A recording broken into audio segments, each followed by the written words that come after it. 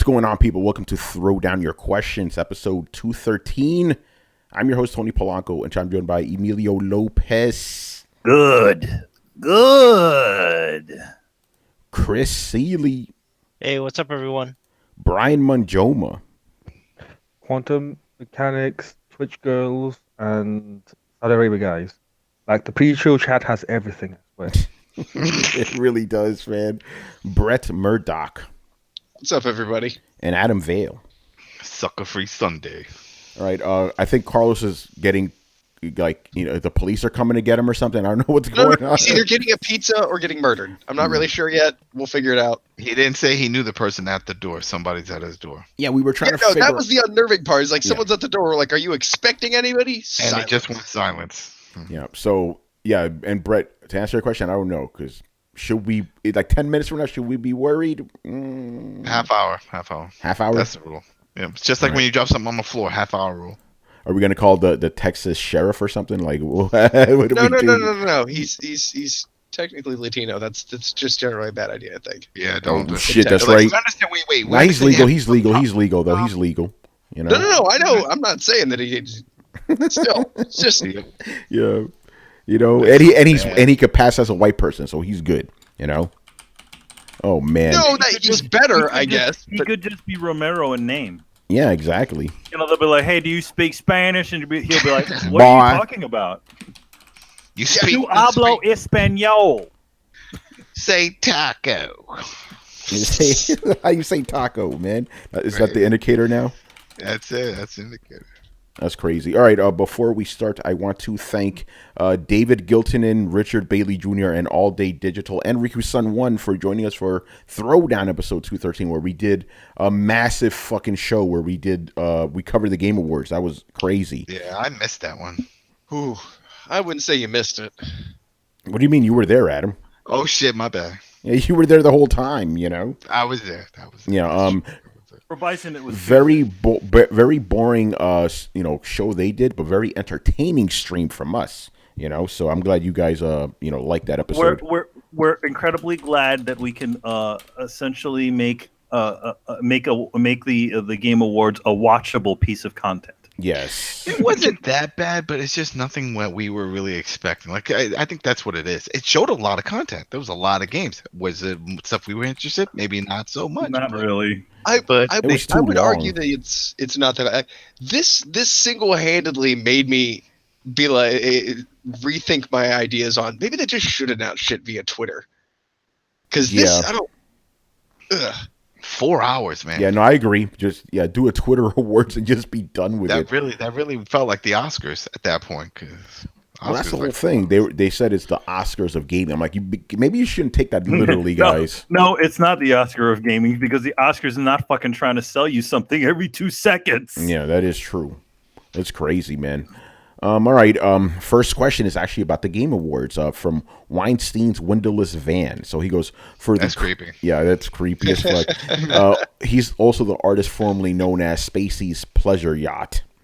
I had gathered that. Yeah. So his first question is, he goes, for the Cringe Awards, I mean the Game Awards, what were the best moments / gaming announcements, and what were some of the worst and cringiest moments?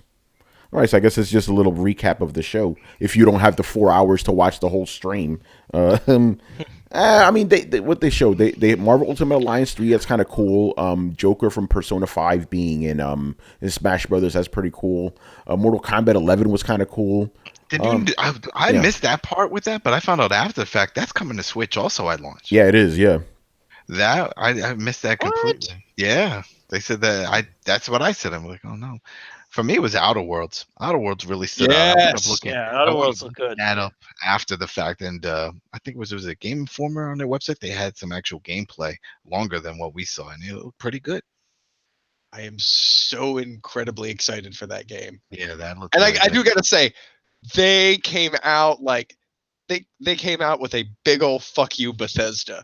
I'm not sure if you guys caught it in the subtlety. There's heavy amounts of sarcasm there of from the original creators of Fallout and the writer of Fallout New Vegas. Like, hey, we're not them. Like, yeah, it was kind of fucking From beautiful. the creators of Fallout comes the real Fallout made by Dude, the yeah. original guys. Yeah, it's. They almost came out and said, from the makers of all the good Fallouts. Yeah. What So else did it you? was- Yeah. It was a beautiful fuck you. That was probably my favorite. Like, I enjoyed Outer Rim, but like, man, that moment right there, like, oh, you felt that burn. You know, what else did they show? It was such a long show. You kind of just get lost in it. You know. Yeah, they I know they that, showed more Anthem. You know, I know. Did they I show don't know if you Anthem? guys- Yeah, they did. Yeah, they yeah, did. They showed whatever. more. Kinda.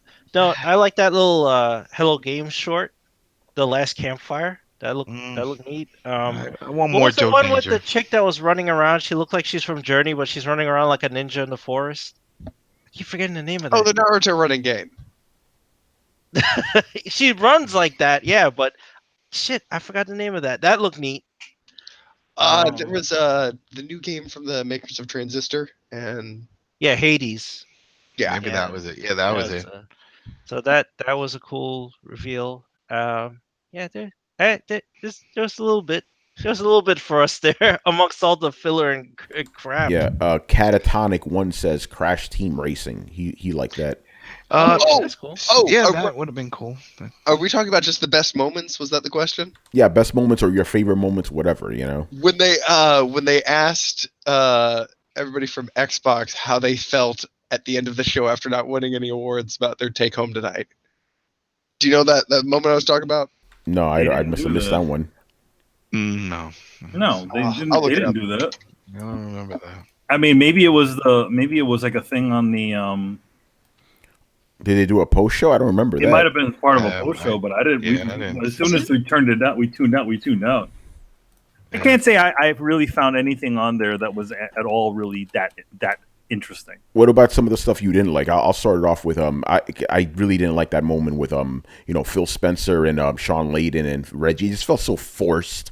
I mean, here's the thing. I can't say that I liked it or disliked it. It just was there. I understand what they were going for, where it's like the meaning of them sitting on the stage and just talking, but at the same time, maybe it's because we've seen those guys walking around together. Yeah, that's what I'm saying. In behind the scenes at E3, this is the only time that they've ever just really did something publicly, and they all stood on the stage and stuff.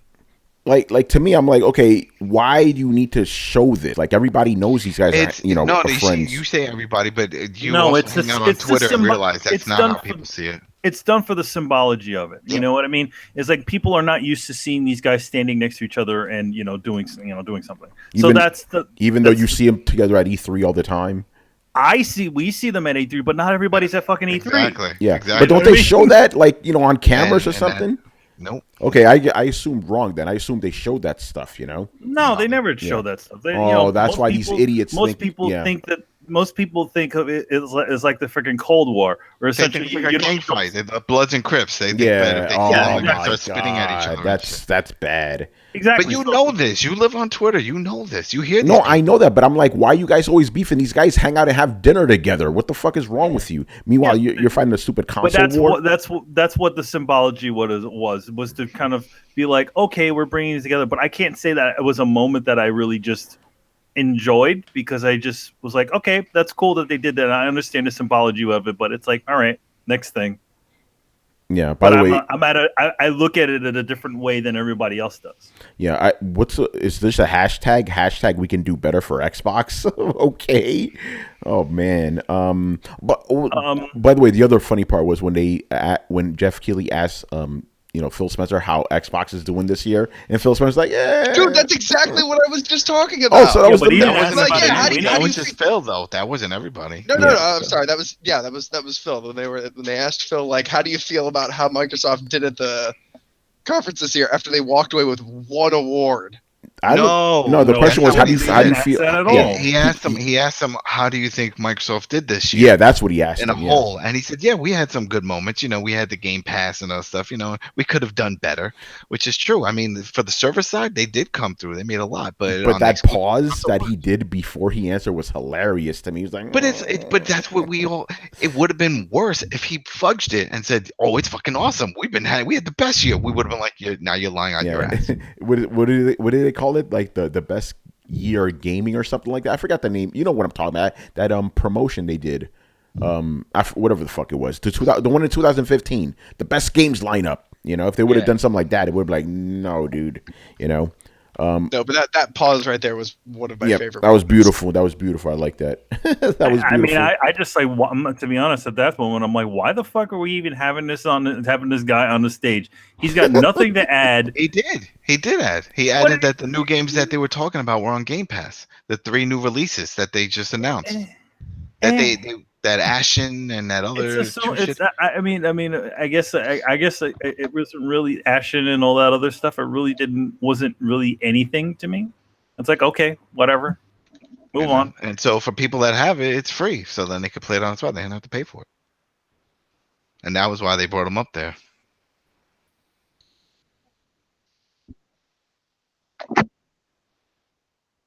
Was it Weezer? Oh, my bad. I was muted. The No. guy who kept sticking his tongue out for that The Devil Devil Trigger. May Cry? Devil Trigger. Yeah, That's right. that was right. bad. Yeah, I was like, I'm like, dude, The song keep is your bad. fucking- I just didn't like the song. Yeah. Hey, thank you, Agent Redshirt, for subscribing, man. Appreciate that. It's a lot. About time. It's been like 4 I mean, weeks. I can't say for Pushing me. it off. I can't say for me for this show. I really hated anything. Nah, there was nothing to hate. I more or less was just like, I don't know. It's just like kind of an even, just kind of a flatlined level. There's just kind of like maybe a slight spike here or there, but I really didn't find anything that interesting.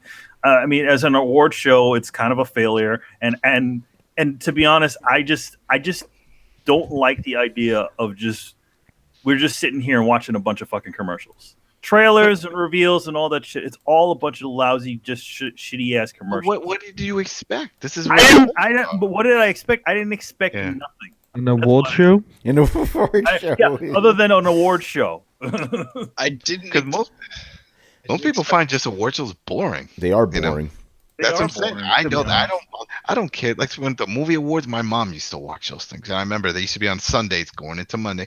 My mom would sit there for hours watching and like, oh wow, is this person gonna win? I'm like, I don't care. You didn't see half these movies, But there's some people that are into it, and some people who aren't. It's boring. At least with this, no one cared. I didn't care who won which award. I wanted to see the trailers. That's it. You wanted That's to all see the commercials. Yeah, the commercials. It's sort of like with the football, with the Super Bowl. They even said it. Most people tune out. A majority of people that watch those games only watch because they want to see those crazy commercials. Oh no, I'll say I hated it. It was like trying to shove their annual E3 presentations into the Game Awards. So I had to sit through a bunch of weird. Like I'll be out. Like Red Dead deserves a lot of awards, but like man, it's swept in weird categories. When it won the best mobile game, that was weird, man. Yeah, and it's because they predict the future. They know when it does show up, it's going to be the butt of game. So they're like, all right, you're going to get this award right now because we know you're going to win it. I feel like also like for that Red Dead winning, and obviously because of those stupid, just because of the Game Awards is like literally the game was released not that long ago. Not even the fucking Academy Awards does that shit. Where it's like, oh yeah, we just think that it was just released only a few weeks ago, and that it's already getting Game of the Year, getting all those nominations. That's why I think the Game Awards needs to be held in early mid-January. So they could actually have things like Smash Brothers in there. It's fucking stupid that the calendar is literally December to December. It's like what? And then watch the fighting game category. Doesn't even matter what else is in there. If even the games the fighting games that are in there are even better games than it, Smash is just going to win. It's going to win automatically. Yeah.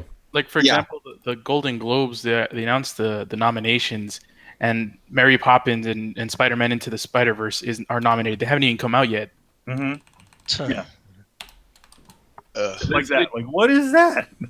Can we say that the whole formula fucking it kind of sucks. Like, basically, we get 1/3 award show that nobody really cares about or wants to see, 1/3 like game news and reveals, which people do want to see, and 1/3 fucking commercials.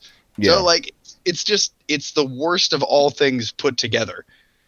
So if anybody wants anything, they have to sit through like 60% of the other show. I don't know. It just seems like a bad fit. It felt slow paced. It felt anticlimactic. It felt like there's a little bit of something cool here and then a whole bunch of back padding. Well, it's because like a I agree. lot of the gaming, like they had a lot of reveals and a lot of like trailers and stuff, but they weren't really done the E3 way. Like some of them, they show gameplay trailers. We didn't see. Did we get any like actual gameplay trailers? Like we didn't get that. Maybe like some in-engine shit, like just cut up and stuff like that. But we didn't get I anything. think Devil May Cry was, if I remember correctly. Was it Yeah, that during their was music in video? Yeah. And they were No, playing, no, like, they you see in the showed background? they showed the game. Because there's a demo for it now too.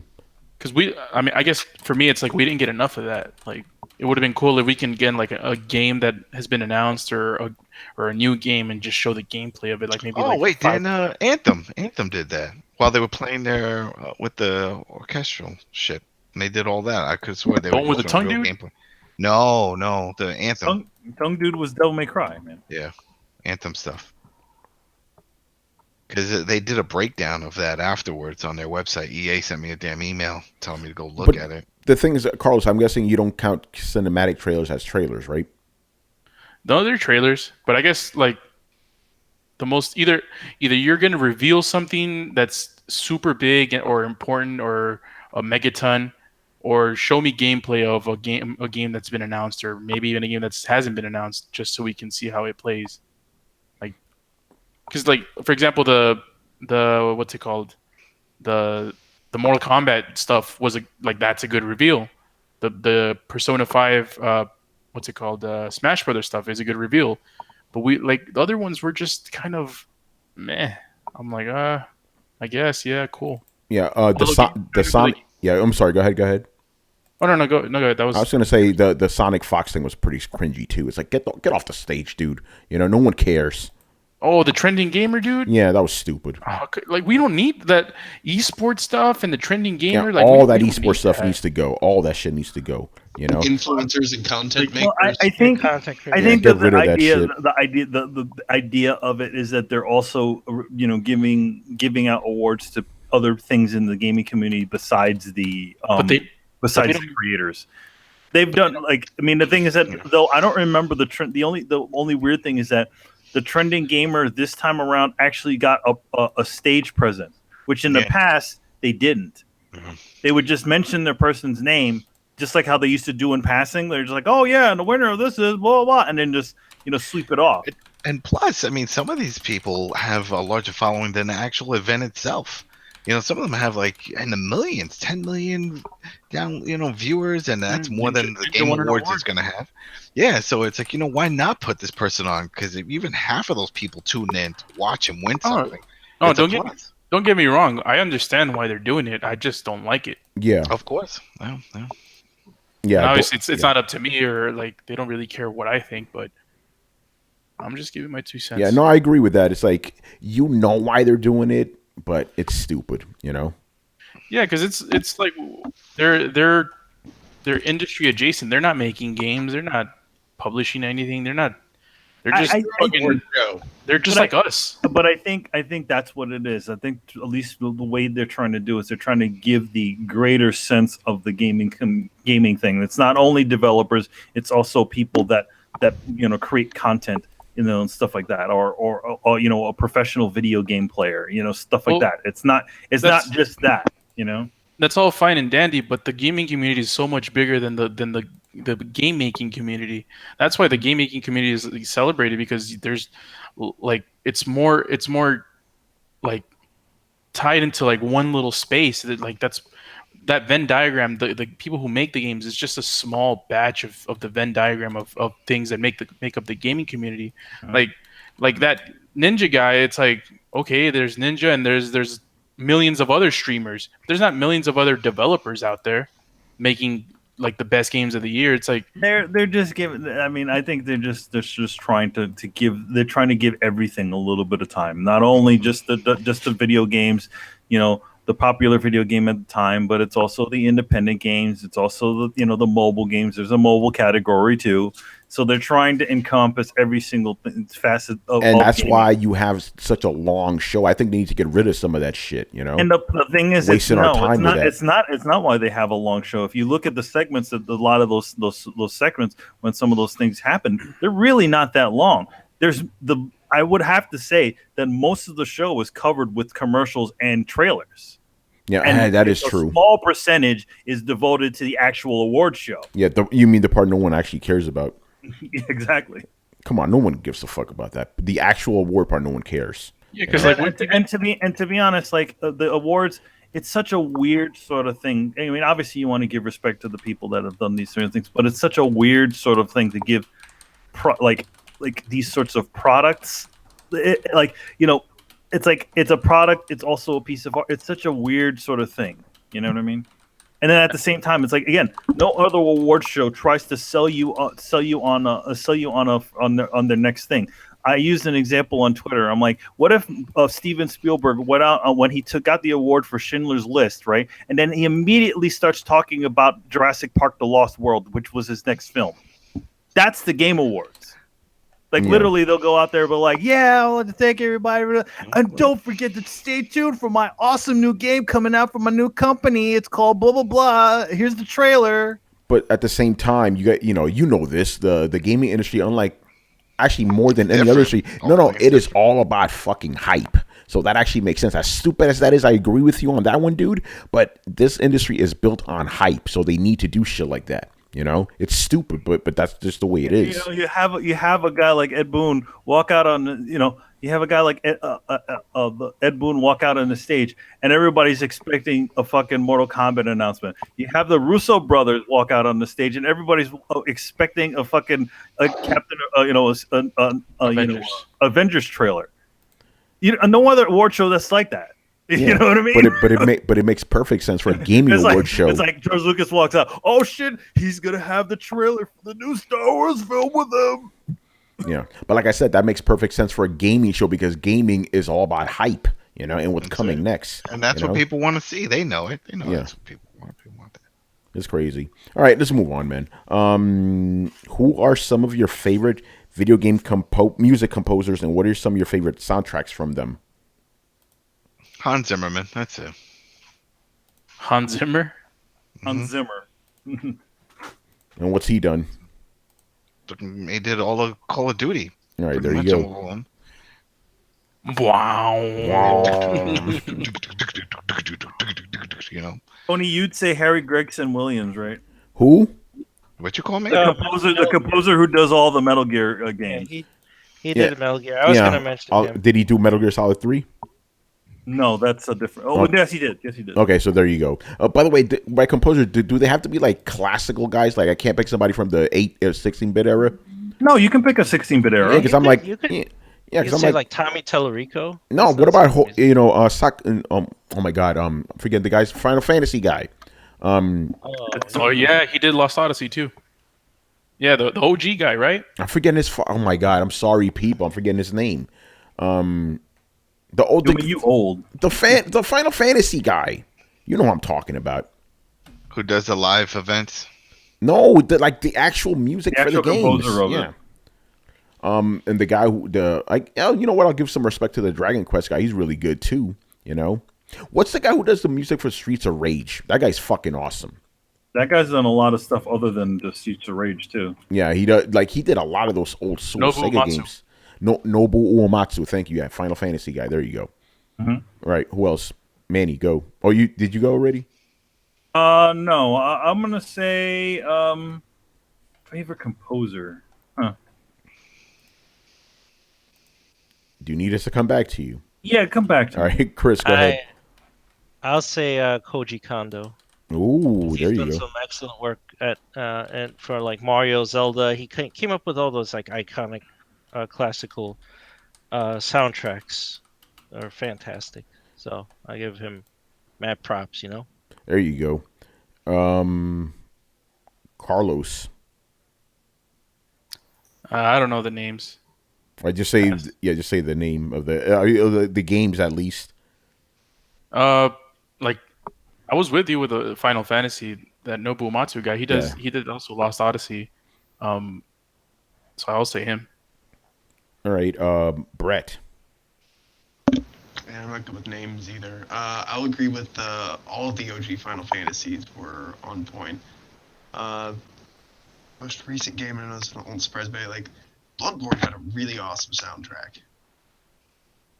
Other than that, like I'll be honest, a lot of audio or a lot of music. I'm not a huge music guy. I'm more a visual guy. So Manny, do you know the guy who does the Street Fighter music from back in the day, or all those Capcom games? Is it all the same guy, or is it different people? I think it's probably a bunch of different people, but you could say that, yeah. Yeah. Also, whoever did the music. No, actually, it wasn't a guy. It's actually a woman. Yeah, it's a woman, right? And also, wasn't it Mega Man music by a woman too? Yeah. Yeah, her too. She's all fucking awesome. Mega Man 2. All those Castlevania, the original Castlevania. Yes. Too, like a lot of those 8-bit ones were like those were fucking beautiful. Ever since it went to like pure instrumental though, like it does a great job of fading into the background, but none of it's really notable. Oh yeah, no, Manny, I've been complaining about that for like 10 years. You know, I'm like, why the fuck isn't video game music good anymore? That's why last year all the Japanese games I was playing, I'm like, oh my god, the music is great in these. You know, because they actually stick out. Yeah, Nier, Persona 5, you know. Oh, Persona. Are you kidding me? Yakuza, like all these games had great soundtracks because they actually make themes that stick out. Most of the games that come out now, they try to make cinematic songs, which are good. They put you into the moment or whatever, but they stick into the background just like movie music does, you know? Mm-hmm. What else? Oh, by the way, the guy I was thinking about is Kuzo Koshiro. He did all those old school, like Revenge of Shinobi, you know, Streets of Rage, Beyond Oasis, Act Racer. Good shit, man. Brian, what about you? Can you come back to me later? All right, well, you're going to come back to you next. So I'm going to add him now, and then you know. I already did mine. Okay, well, Manny, did you already? No, I mean I can't remember. I'll say the Metal Gear. Just say the games. Just say the games you like. I'll say the Metal Gear soundtrack, the Nier soundtrack. I really liked the Gravity Rush ones. Seems to be a lot of Japanese games. Yeah, mostly for me, Japanese games too. A lot of Japanese. I mean, a lot of the Western games tend to kind of stick to this sort of like what current trends are in movies, where it's just kind of like this weird like it doesn't even have any themes. It's just kind of a sort of background music. Yeah. As opposed to having something that has a familiar theme and a continuous theme that goes throughout all of the things, through the different pieces or reprisals of those things. Hey, Brad, I got another one for you, man. Jet Grind Radio, man. Remember the music in that game? Oh, that was awesome, but that wasn't a composer. It's a composer to me. Well, somebody had to compose the music for that. Yeah, okay. I'm playing very fast and loose with the definition of composer tonight. Yeah, by the way. If we go that, I would definitely agree with that. One more than two, but. Yeah, like if we're talking about composers like dude with the sticks and stuff, like dude, the original. If we're doing that, the original Tony Hawk too. Oh well, that was a good soundtrack. I got to look more original soundtracks instead of like licensed stuff because we could go ham on that one. Jet Grind Radio was. No, was it? Yeah, a lot of those songs. Okay, even if you never heard them here. Okay, that doesn't count then. That doesn't count. I thought it was all original music. Fuck. All right, that doesn't count then. That doesn't count. Let me look at the chat here. I mean, a lot of it was, but it was supplemented by other songs. Like a lot of it was written by I forget who it was. It was a guy that composed a lot for Sega. So actually, you by that definition, he is a composer. I'll look him up. Give me 1 second. Cool, man. Because I'm gonna read some of these stuff anyway. But the guy who made the soundtrack for the Banner Saga and Apsu. I played Banner Saga. I didn't, the music was good, but it didn't really stick out. It's more, even though it's a cartoony game, it kind of sticks more into the background, but it does stick out more than some other games. And Abzu, I refuse to play a game because I'm scared. Underwater, you fucking scared the fuck out of me. Chill. Beautiful looking game, but I'm like, nah, son, I can't. Persona. Okay, who is it? Hideki Naganuma? He I think I'm pronouncing yeah. it wrong. But Nikkei Nakanuma. Hideki Nagano. Oh, Hideki. Okay. All right. Okay. Let me read some of these. Kristen says the rare composer from the 16-bit era. Yeah, the Donkey Kong stuff. That shit was good, man. Violence and Empathy says Guardian Heroes, great soundtrack, Japanese game too. StarCraft 1, Brett, I don't know, maybe you could verify that one, if it was a good soundtrack or not. Yeah, actually that was. Awesome. The people who made hey, by the way, Brett's soapbox is back, people. Oh shit. The people who made the music for Hyper Light Drifter and Hollow Knight, can't speak for those. I'm gonna assume they're good because they're kind of cartoony soundtracks. I'm assuming, soundtrack for Hitman 2. It's Age of Red Shirt. Nothing sticks out to me for that one though. Journey. I don't remember the music for that game either, to be honest. I remember it. It's cello. Yeah. Kingdom Hearts. Cello. Yeah, Kingdom Hearts music. Manny, was that good? Yeah, Kingdom Hearts music's real good, but I mean that's the usual Square, the Square guys. Yeah. It's always the same sort of cast of Square composers, which most of their games have really good soundtracks in general. By the way, Carlos, I'm very surprised you didn't say the ultimate soundtrack. Oh. No, Halo. But now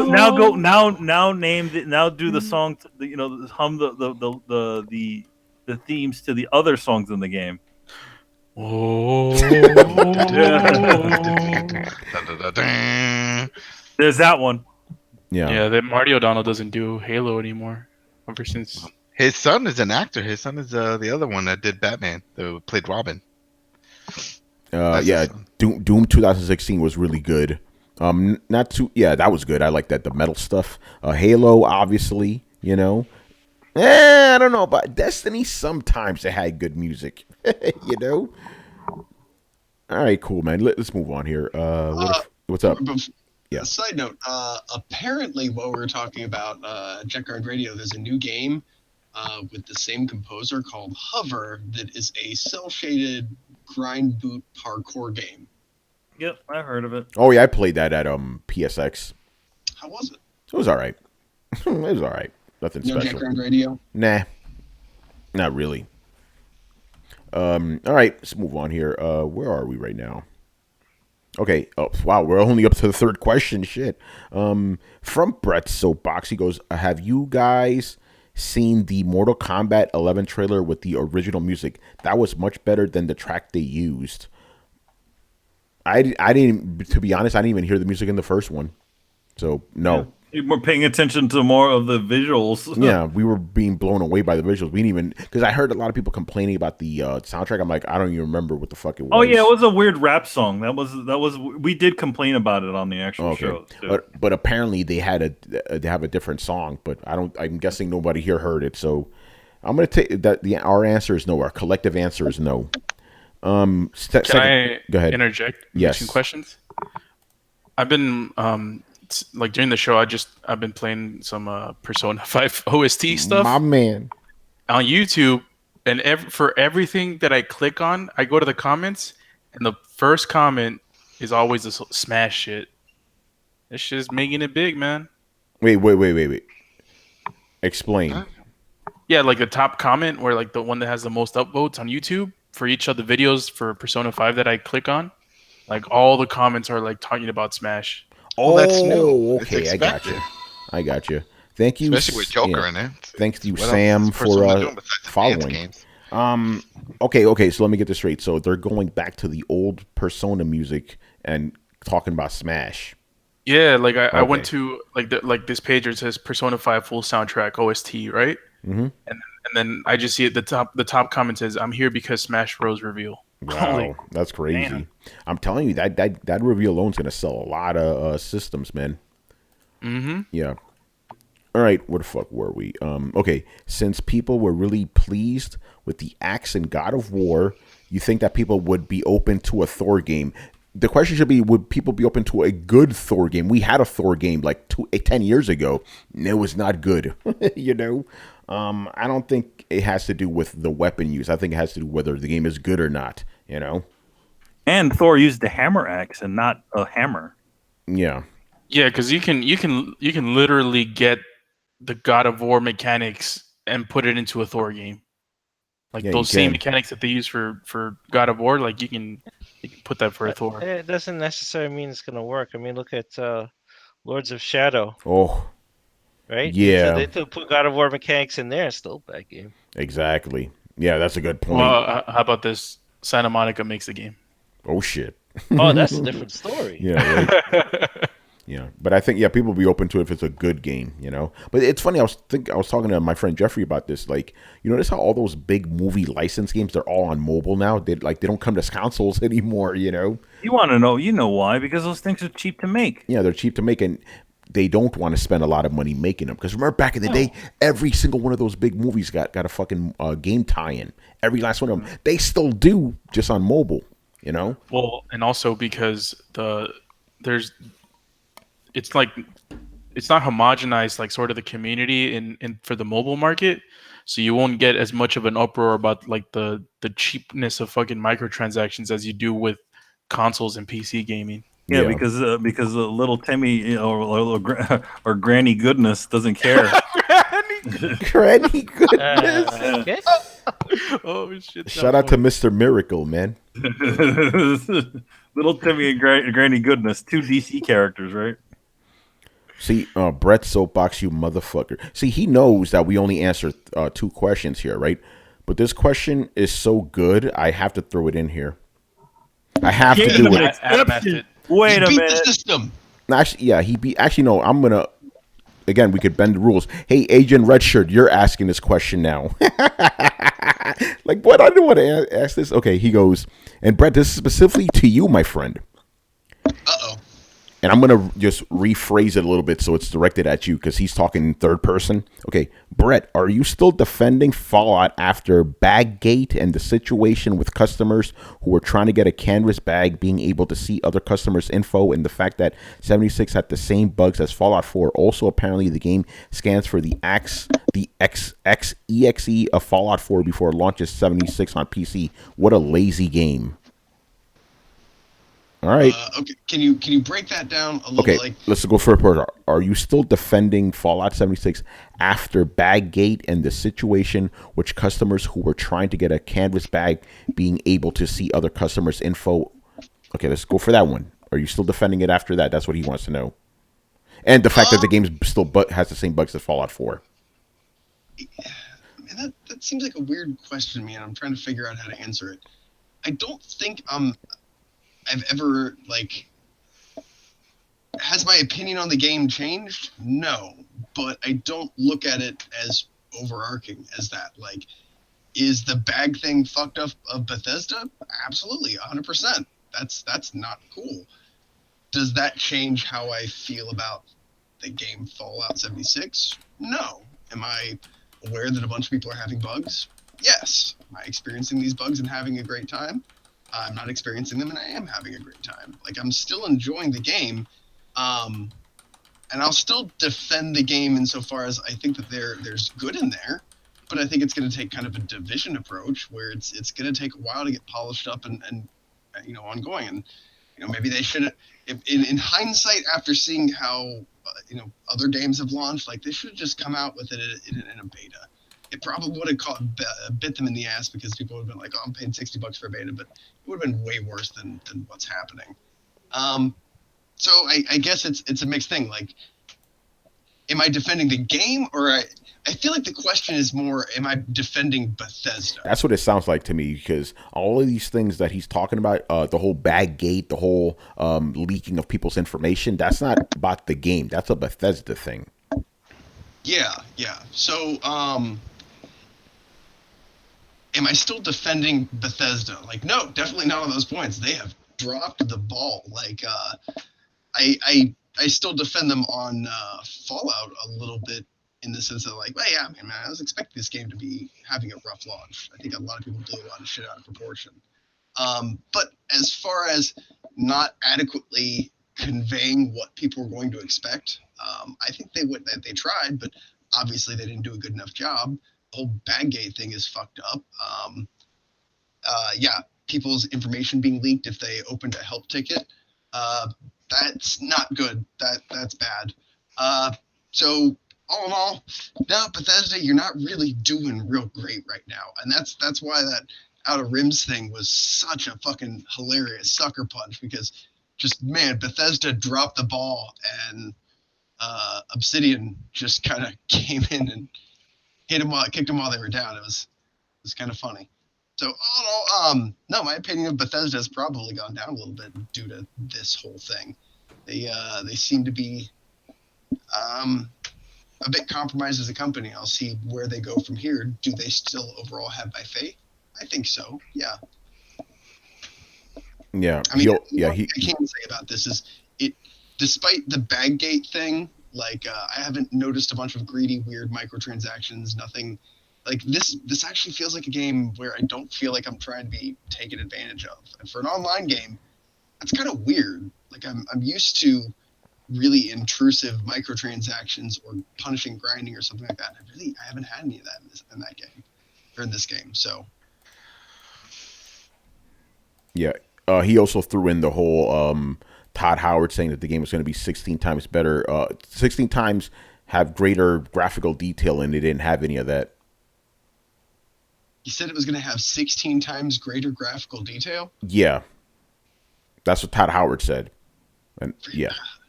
I mean, part of me wants to be like, that's fucking ridiculous. And then the other part of me says, yeah, it kind of sounds like Todd Howard. That was probably a mistake to say, because no. Like, what? How do you say something so ludicrous? And also, how do people believe something? Like, you're not going to get 16 times the graphical fidelity on the same fucking console. I don't care what kind of space magic you do to it. You're just not. Am I wrong in that? No, you're right about that. But nobody called him out on that when he said it. Everybody, oh, that's great. It's gonna be fantastic. So that's what I'm saying. Like, that's equal parts. Like, dude, don't say ridiculous shit, and people don't believe stuff that is clearly impossible. Yeah, he gave him the gimme. He said it during E3 during the Bethesda presentation. He said it right there. That's why I'm not being like. That's why I'm like. At first, I was like, man, somebody send me a link to this, and I was like, nah, man, I'm sure he said something along those lines. Which I was like, bad Todd Howard. And then my second thought is, really, you guys believed him though? But it's not that far fetched, considering that we have the Xbox One X and the PlayStation 4 Pro on. It's like you can sort of think about Fallout 4 maybe wasn't up like fulfilling the console's potential, and so using that same engine and pretty much the same game, just having a different mode, it'll give time for the developers to sort of fully utilize and make the game more efficient so it can run with a higher graphic fidelity. So I don't see, because it's not like 1-to-1 where you say, okay, so you want this game to be 16 times more graphically intense, so that means that you have to utilize 16 times more the hardware to achieve that. It's like, no, like sometimes hardware gets more efficient, it gets more optimized for the hardware that it's implemented in.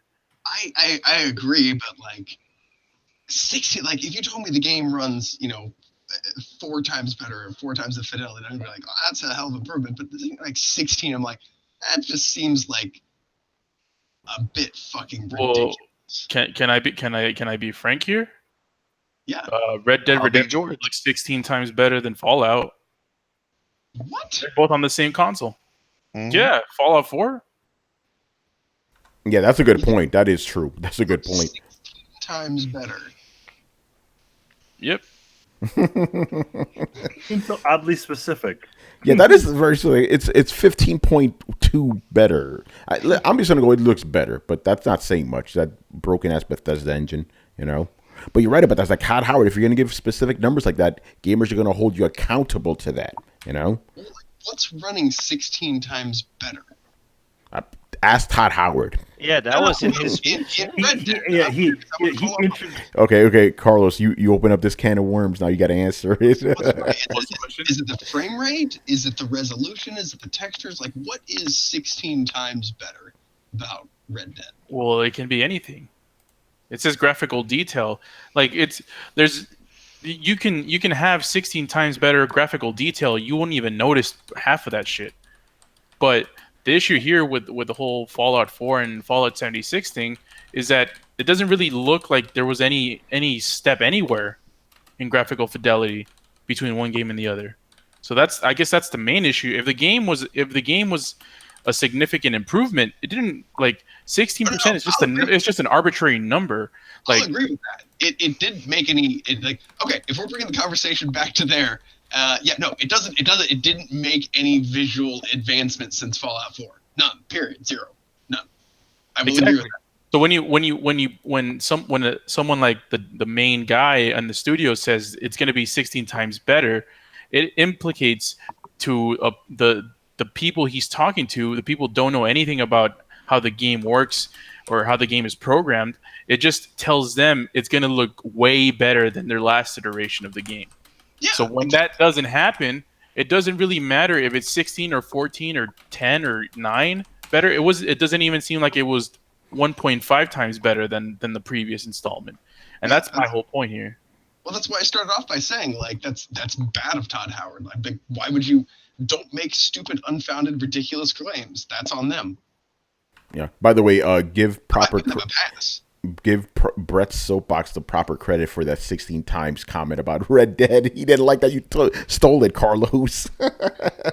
Oh man, I'm stealing it. I'm running away with it. Yeah, Glorious War, a guy who does not like Red Dead Redemption. He gives me heat about liking the game. He goes, the lighting, texture, and character models are 16 times better in Red Dead 2. Okay. Wait, I thought you said he hated Red Dead. He does, but my point is, even he okay. sees it. He sees that, you know? Almost like I was just expecting him to trash the game. No. I'm saying a guy who doesn't like the game, who gives me shit for liking the game, says that the game looks better than Fallout, you know? Actually, but he trashes both games, so he's pretty good about that, you know? Anyway, Brett, man, I guess this is the night for you, man. I got another one for you, brother. What is this? They're respectful, though, you know. Yo, man, you breaking the rules here? You asking? No, this is from Glorious War. This is my man Glorious War. We ain't breaking the rules. Okay, Brett, if Fallout 76 was developed by any other developer or publisher, would you be more critical and harsh on the game? No, because I think that's actually part of the discrepancy between me and a lot of people is I would be comparing it to any other game in this genre. In fact, I'd go so far as to say just the opposite. I think if this game wasn't developed by Bethesda, that a lot of people would be giving it a much bigger pass, and that it's the Bethesda lineage that they were expecting a true Fallout game that has caused most of the backlash. Because if you look at, like, I was talking about Conan, which was the last survival MMO I played, and I forgave so many bugs in that fucking game. There are a lot of ways that it was completely unplayable, but that's kind of the state of that genre right now. Ark before that was 10 times as broken, and Daisy before that was 10 times more broken than that. So I kind of view it in those contexts. So no, actually, if it were not a Bethesda game, then I would suddenly I'd be like, wow, I'm actually impressed that anybody's got this formula to somewhat work. Because so far, honestly, it hasn't. I'll take my base disappearing if it's folded up and put into storage, and then I have blueprints to reassemble it, over, I don't know, your base is always there and somebody burnt it down while you sleep. Deal with it, Buttercup. Which has been the answer until now. So no, I don't think that they're getting a pass on it because they're Bethesda, to be really honest with you. I think, if anything, they're getting a pass on it because they're an online building survival game. By the way, I was very tempted to answer the question for you. I was going to say for you, I'm like, yeah, Brett would like it because this game's tailor-made for you. So any developer that would have made it, you would have liked it anyway. Yep, pretty much. You know? I think that's the one thing people don't understand. Like, this game is a Brett game through and through. Of course he's going to fucking like it. You know? That's why when we were watching the VGAs and they said this game wasn't. I forgot which game it was. They announced, and it's like online survival. Yeah, because it's made by the people who made Ark. I don't trust it. You've hurt me before. And Ark is not even released yet. You can't tell me. You can't tell me. I'm sorry about the last time I broke your heart, but now I'm gonna make every one of your dreams come true. Like no, motherfucker. I don't know. Mm-mm. Well. It's coming to Switch, by the way. I am not making that up. It's coming to Switch. What game? What's coming to Switch? Ark, the dinosaur. It's already game. On Switch. Oh, it's already out. Oh my god. It's on Switch. Yeah, it's been out. Oh hopefully my god. you ain't sail the high seas, Brian, to get it. By the way, I ain't playing that game. All Day Digital goes, is Brett playing Ark on PC currently? No, he played the fuck out of it back in the day, though. Brett, why don't you tell us about that real quick? Because I guess All Day. By the way, All Day, shout out to my brother for helping us out a couple days ago. But yeah, Brett's OG Ark. You know, dude, we launched that shit.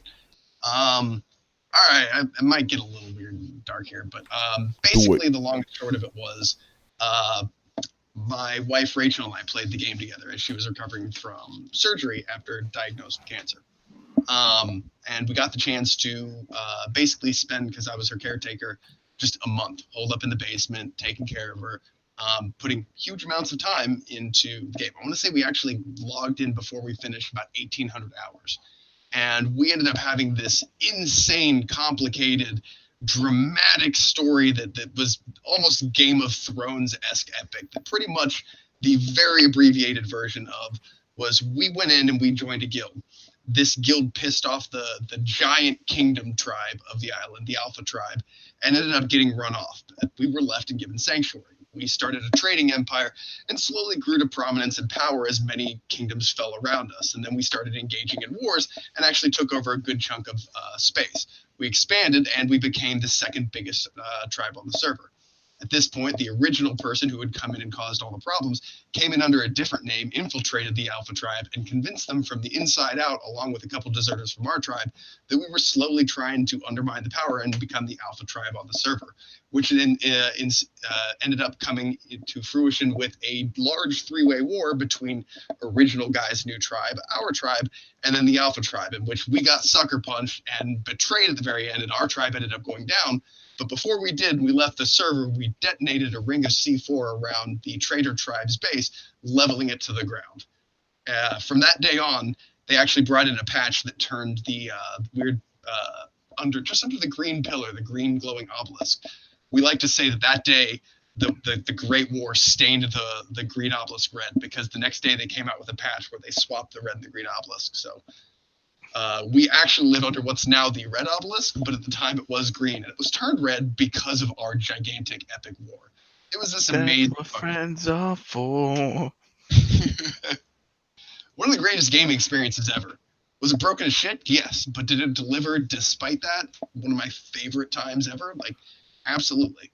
I will say though that the problem is, because I did lose my wife, I don't have the heart to go back to it. Despite what they make of it and how much progress they have and how much I loved it, it's just one of those things that is going to stay on the shelf for me before anybody comes in and asks me to play it. Just because I constantly have friends be like, hey man, you want to play Ark? I'm like, I can't do it anymore, bro.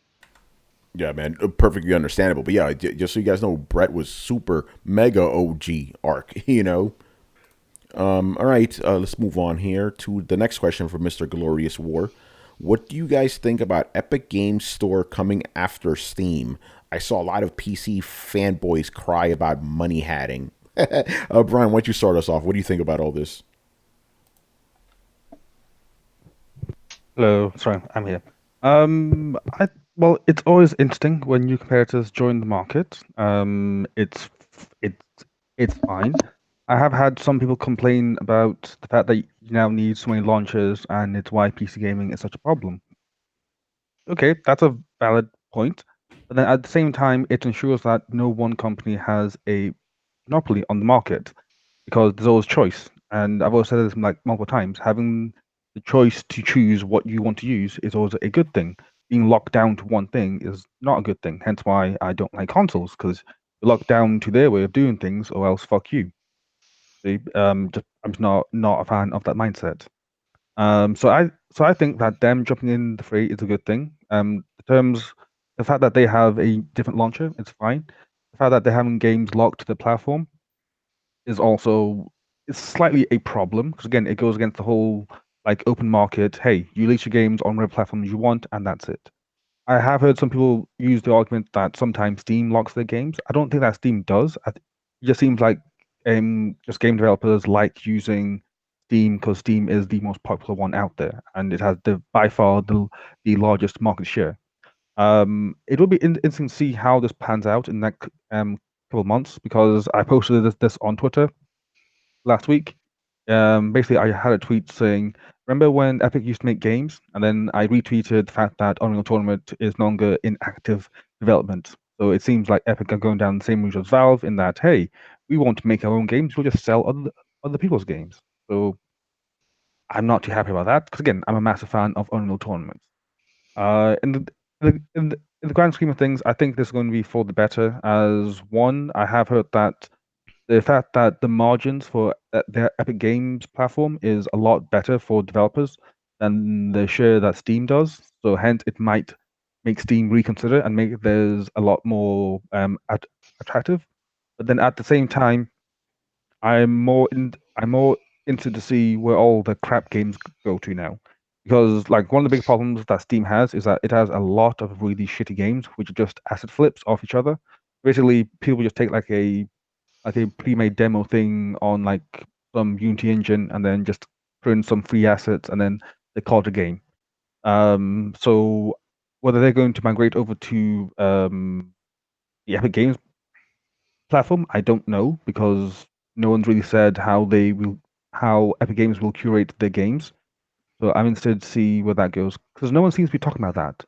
They all just seems to be talking about, oh yeah, Steam's going to die and Valve this and Valve that. It's like, can we talk about the actual games platform side of things and actually see what's actually going to happen in terms of where the games are going to go now? Like, is it going to be like a mass migration to like Epic Games platform? We just get like lots of these like really crappy games, or are they going to stay on Steam's platform because of the visibility? Like, I honestly have no idea, so I'm going to wait and see things out. Yeah, Brian, Glorious War says, Brian, it's capitalism, baby. "Quote unquote, free market PC is the Wild West now, LOL." What do you say to that?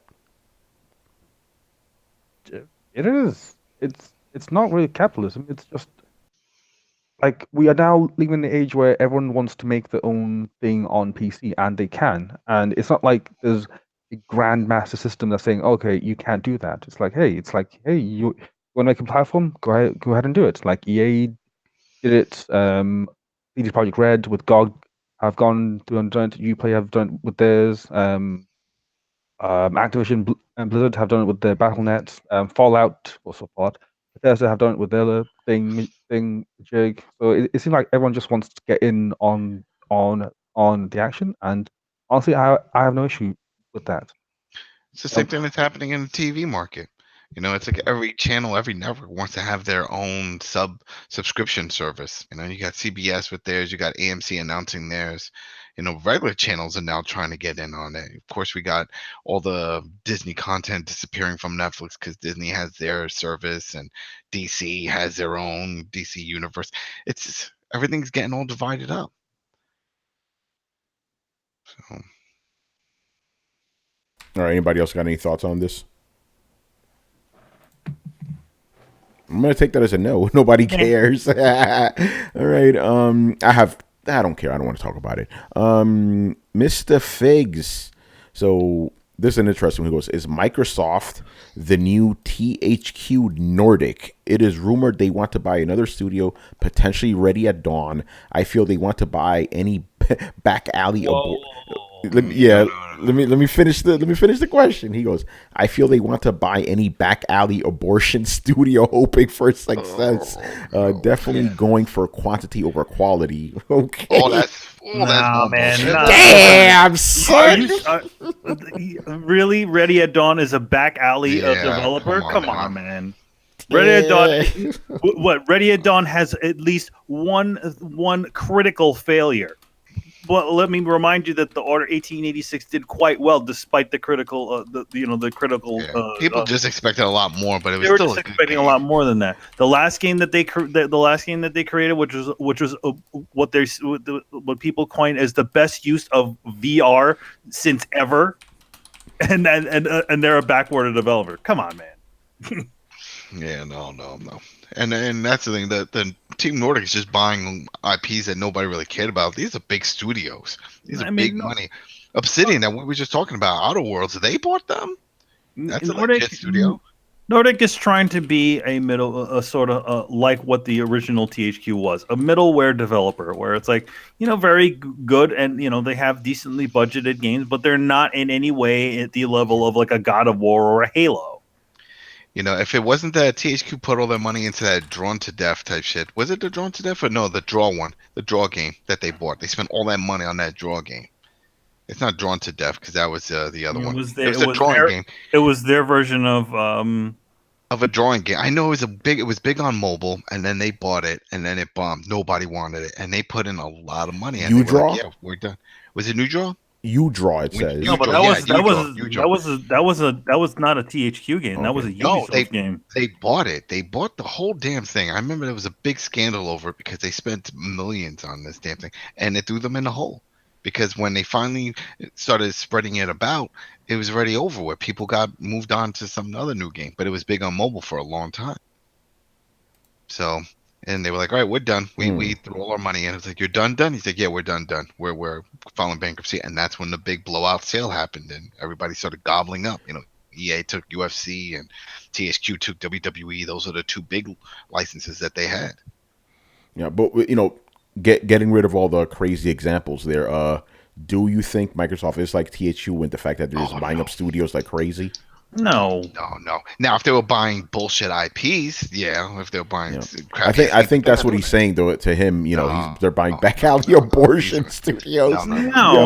Crazy, bro. So you Ready saying at Dawn is awesome, man. Ready at Dawn. I mean, to be honest, I would say that would actually be a really good thing for Microsoft to pick up a company like Ready at Dawn. Ninja Theory and stuff. Come on. Yeah, Ninja Theory. Come on. Like they're just trying to fill out their thing, especially with when you're going against Sony, who has so many different studios under their wing. They have the Japan studio, which does a lot of their Japanese games. They have a Naughty Dog, and the guys who make Little Big Planet. They have a lot of these different sorts of developers. I have a theory. I have my own idea. That I have a feeling. I don't know why I have this feeling, but with this whole thing with Disney and with the Star Wars license going to shit with EA, that could be the next thing to go to Microsoft. I could see Microsoft getting that Disney deal. When I was like, oh, who else is going to make it? Ubisoft will come in. I can see, because Microsoft has money. And for a long time, there was a rumor that they were going to go and buy EA. But I could see them saying, you know what? We don't need to put our money in that. We can offer it with Disney and say, hey, look at all these studios. We could work something out. One of them could definitely do something that you approve of. I could see that happening within a year or so. What they should have did was buy fucking Microsoft like 20 years ago or 10 years ago. Oh, shit. By the way, shout out to Agent Redshirt, not only for resubscribing to us, but for being a fan of the Order 1886. Nice. Hey, it was flawed, but I liked it. All right. And I think in the bigger scheme of things, what we're also talking of, a lot of people keep, talking about Brad and all this other stuff with it. You also, hey guys, it is okay to like a game that not everybody else likes. Mm-hmm. Everybody has one of those things.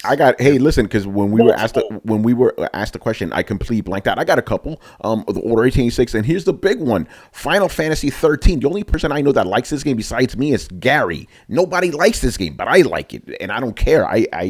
If you were to tell me all the things are wrong with it, I will acknowledge every last one of them, but I still enjoy it, and that's the thing. It's like, if you like something, that's fine, but I almost blocked you because of that. Yeah, you did, man. You're not coming over for Christmas because of that, man. Shit is crazy. I love table tennis. Rockstar table tennis. Yeah, but the point is, like, if you like something, you should still be accepting of the criticism of it, because there's too many blind lovers out there. I said that wrong, but you know what I'm trying to get at, there's too many, just blind obedience. Yeah, exactly. They are buying some. Okay, this is what Glorious War says. Slash my man Hussein. Shout out to Australia, man. He goes. They are buying some questionable studios though. I can't pronounce that. Inxile Compulsion. Like, why buy those studios? I never even heard of them. But hey, Compulsion Games is the one that did the We Happy Few. oh, whatever, you know. Well, I mean, maybe they felt that It looks great at first. And at first, yes, at first. We wouldn't know. And then also, who's to say that, you also got to remember, like, a lot of these studios, probably Microsoft looked at what they had in the, waiting in the wings.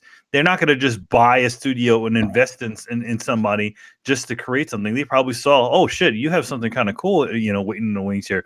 All right, we'll pick you up for that one. Like maybe even it's just assets or game engines. Like maybe they're just like, we kind of like what you're using here. If we buy the company, then we have all the assets, and then we can port this game engine over to this other group of people.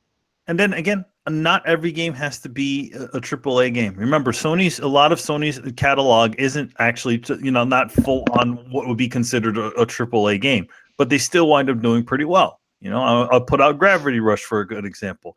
A game not like the biggest, greatest game out there. It gives you a good time, but it's not a freaking God of War, and it's not a Last of Us.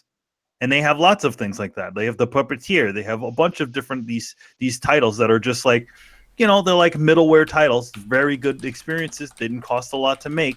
And I think that's what they're looking for. They're looking for not only to create these type of big, huge experiences, but also smaller experiences for you to enjoy. And isn't that what the biggest thing that everybody's talking about with Microsoft, that they don't have any games? Yeah. They don't have first-party games. Well, now they're trying to now they're trying to have games. Get some more blood in there.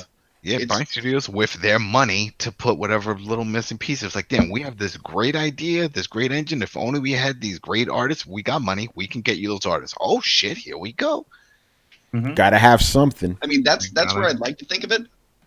There's also the answer where they could just be looking at what does Nintendo have that we don't, and it's a lot of these middleware games. I mean, and that doesn't that sounds a little bit ridiculous, but I think Microsoft is kind of perplexed and has been looking at other companies, and they do kind of take the approach of like, okay, so where do we think we lost the market at this? Well, maybe we don't have enough power, so we put out more power. Like, okay, well now we don't have enough games, and Nintendo having no power is somehow gaining market advantage on this. Well, how are they doing this? They're doing it by having mobility, but also they could look at it and say, a lot of these middle tier titles, they have their big games that they don't have to have that many of them because they're continually pushing out content. Well, what if we do that? How are we going to do that? Well, they also have. I mean, here's the thing. Like, even if you think of it, like games like Captain Toad and maybe stuff like Mario Kart are not like, I don't think their development budgets are really incredibly high. Maybe something like definitely something like a Breath of the Wild or a Mario Galaxy definitely gets the full on force from them. But yeah. They can release, but the thing is that the thing about Nintendo is that they have all these sorts of things that are somewhat recognizable and spin-offs of each other. So they can kind of do that. And the thing is that Microsoft, and in general, as in all the things that they own, they have a lot of franchises that they just threw out. They just let them go. Like they're still waiting in the wings. If we're always Pinata. Yeah, they have Viva Pinata. They have a bunch of rare games. Everybody's talking about fucking Battletoads until everybody's blue in the goddamn face. So it's like, Microsoft, why don't you tap into that shit that's already waiting in the wings? Why are we constantly making remakes of fucking Halo when you can take a game that wasn't so good from the past and make it better? And that's what I'm hoping they give one of these studios. Exactly what you just said. I hope they do that. Says, all right, well, you don't know what we're working on. Well, here's a bunch of old IPs we have. See if you can come up with some good ideas to reboot one of these, and we'll call you next month. And that's what they were kind of trying to do with that Phantom Dust game. That Phantom Dust game was not going to be a AAA sort of experience. Mm-hmm. It was going to be a sort of middleware experience, a good experience, and then you be on your way. But then they got cold feet on it. But, Adam brings up a good point that if you get all of these, smaller studios together and network at them in a fashion that can, share resources, then they all of a sudden become greater than the sum of their parts. Essentially creating what Sony has. Create their own Battlestar Galactica. They have their own network. They have their own, like, between the Sony studios, there's a lot of trading and a lot of, whatever information, about ways to improve and stuff like that, which is essentially what they're doing. But they got that Horizon Zero Dawn, right? Wasn't that they were using some tools from one of the other developers? Was it for the water or something? There's a bunch of stuff, like the person who did all the skin shaders in in the Order 1886, which looks amazing. They also did Uncharted. They also did work on Horizon Zero Dawn. So there's your sharing of tech. Mm-hmm. Mm-hmm. Yeah. All right. I want to move on to the next question here. Okay. What is your least favorite video game character of this generation? For me, I really hate Jonah from the Tomb Raider reboots, especially in Shadow of the Tomb Raider. His dialogue was the most cringe I've ever seen in a while. I really wanted that motherfucker to die. Damn. Here's the thing. Jonah is technically from last gen. Just had to throw that out there. But anyway, what are your least favorite characters from this current generation? As much as I like the Order 1886, I do have to say fucking Galahad is a goddamn post. He is a totally uninteresting character. Everybody around him seems more interesting than he is. And that's my one hated character from this year. Or this generation, yeah. This generation, yeah. What's the name of that guy? He kept yelling. I keep forgetting. Every street has every city has an avenue named after this. Oh, wait, Lafayette. Right. Lafayette was interesting. Lafayette was more interesting. The friggin' lady with the scar on her face, she was more interesting. And Galahad is just like, oh, I'm angry all the time. Hey man, he became Batman in the end, though. Yeah. All right, Chris. Least favorite this generation. You gotta come back to me. I gotta think about this. I gotta come back to myself. I can't think of any right now. Who has an answer ready? Assassin's Creed 3 was this generation, wasn't it? No, that was last generation. No, that was last gen. Was it? Okay. Does anybody have an answer ready? I got one. I guess it comes to this from Watch Dogs 2. I just did not like that main character, the hacker guy. Like, I forgot his name. The main guy or the main dude. By the way, the reason I laugh is because Pixel Protocol says his least favorite character this generation is Todd Howard. I mean, it was that guy and the guy from the main character from Mafia 3. Was also boring as hell, and they just did him wrong. And he's Dominican, cut this other bullshit out. I don't know why they couldn't say that, but whatever. Yeah, I never, in all those reports, I never heard once Dominican, It's hilarious. Yeah, that is this gen. Aiden Pierce. There you go. Aiden Pierce. Oh my god! And talk about another post. Yeah. Uninteresting character. Literally, it's like he inherited everything from like 20 years of gaming. He's got the gravelly voice. It's like, oh god, you. Yeah, by the way, the guy from Watch Dogs 2 is Lincoln Clay, and there you go. Master Shake guy says that he liked him. I liked him too. It just didn't do it for me. Especially compared to motherfucking Aiden Pierce, It's all about evolving him. And when I was playing, and I was like, I don't know. And you finished it. I know you got really far. At that platinum, son. Can you see them making Watch Dogs 3 with him? Lincoln Clay was Mafia 3. Oh, my bad. Okay, what's the name of the guy from Watch Dogs then? Marcus something. Oh, by the way, yeah, okay, Adam, they're disagreeing with you. They say they like Lincoln Clay from Watch Dogs. I mean, Mafia. All right. Oh, they liked him too. I don't know. I felt like it wasn't. He wasn't bad. It's just he didn't do anything. It was like, I guess it's how the game was developed around him. He was just fetch quests. Do this, do that, do this, do that, do this, do that. So I never really got the feel of who he was. So I don't know. We'll see. We'll see if they ever make a Pierce. Aiden Pierce, he sucked. I'm gonna throw in the new Infamous protagonist too. Oh, that's Brett's answer. Yeah, that guy. I'm not a fan of him. That guy is the smoke guy. Smoke. The fucking guy, dock worker, whatever his name is. He looks like a dock worker. I forgot his name too. Half Native American guy. The Troy Baker guy. Yeah, Troy Baker. Not a fan of that character. I mean, there's been a lot of really just bland, random, characters, it kind of all starts to actually run together. Yeah, Brett, I know you didn't like Aloy either. I didn't have a big problem with Aloy. Oh, really? I thought you didn't like her. No, I didn't like the game. Yeah, no, my main beef with the game is that it just feels very I don't have a word to put on it. It's formulaic. By the book, very safe. Generic. It's funny because you said that you say that Brett, because essentially that's what David Jaffe said about most AAA games these days. They're very formulaic, and they're kind of just always the same. They're kind of that idea kind of shines to its shiniest sheen. Glorious War says he didn't like Luke Cage in Halo 5. Nobody got the joke. Nobody got the joke. Spartan Locke. Yes. Spartan Locke. Yeah, Locke was horrible too. I couldn't connect with him. What's the name of that character in Monster Hunter? Your partner.